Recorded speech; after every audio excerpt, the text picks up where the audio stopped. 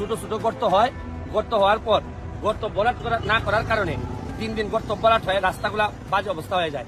তারপরে আবার তদবির করে কাজ আনতে হয়, কাজ আনার পর কাজ টিকে না, আবার গর্ত হয়, আবার সরকারের কোটি কোটি টাকা যায়, কিন্তু জনগণের লাভ হয় না, যন্ত্রণা হয়। এই জন্য এই 2টা ট্রাক্টরের ব্যবস্থা করছে আমার 2 উপজেলার জন্য। এক উপজেলা থেকে আমাদের জাপানি মালিক ভাই ট্রাক্টরটা দিচ্ছেন, এবং আরেক উপজেলা থেকে আমাদের ফরিদ ভাই, উনি একজন ব্যবসায়ী, মাধবপুর উপজেলায় উনি একটা ট্রাক্টর দিচ্ছেন। এই ট্রাক্টরটা সারাক্ষণ কাজ করবে, মাধবপুর উপজেলায় রাস্তায় রাস্তায় ঘুরবে এবং সে গর্ত ভরাট করবে, ছোট ছোট গর্ত। এই যে আমি আপনাদেরকে দেখাই, এই যে মনে করেন যে এই যে দেখেন, এই যে দেখেন, এই যে গর্ত, এটা কিন্তু 3 দিন বড় হয়ে আস্তে আস্তে ভেঙে চলে যাবে। এখন আমি এই জায়গা এই ট্রাক্টরের মাধ্যমে ছোট ছোট, এখন কাজের কামলা মানে কাজের লোক থাকবে কি এখানের মধ্যে, এই জায়গার মধ্যে বিটুমিন থাকবে, পাথর থাকবে, বালু থাকবে, এগুলা দিয়ে দিয়ে জায়গায় জায়গায় করে ফেলবে।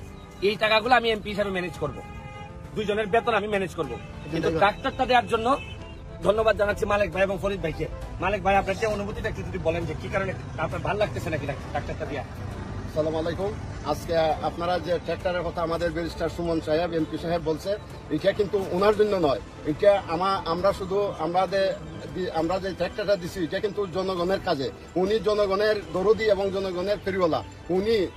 উনি সরকারি যে অনুদান পাইবে আসার আগেই রাস্তাঘাট ভেঙে যাবে, এই জন্য সরকারি অনুদান পাওয়ার আগে উনি চাই উনার নিজের মারফতে রাস্তাঘাট ঠিক করার জন্য। এই জন্যই 2টা ট্র্যাক্টর দেওয়া হয়েছে।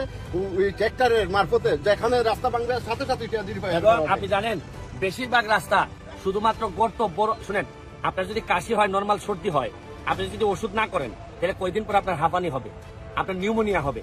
রাস্তারও সেম একই অবস্থা, রাস্তার একই অবস্থা, কয়েকদিন পরে নিউমোনিয়া হয়, হাঁপানি হয়। প্রথমে শুধু কাশি সর্দি থাকা অবস্থায় যদি আমরা ঠিক করতে পারি তাহলে আর নিউমোনিয়া হাঁপানি হবে না। এই জন্য 2টা রাস্তার ব্যবস্থা আমি করছি। সবাই দোয়া করবেন। আমার এই ধারণা যদি ভালো লাগে থাকে প্রতিটা উপজেলায় আপনারা নিতে পারেন।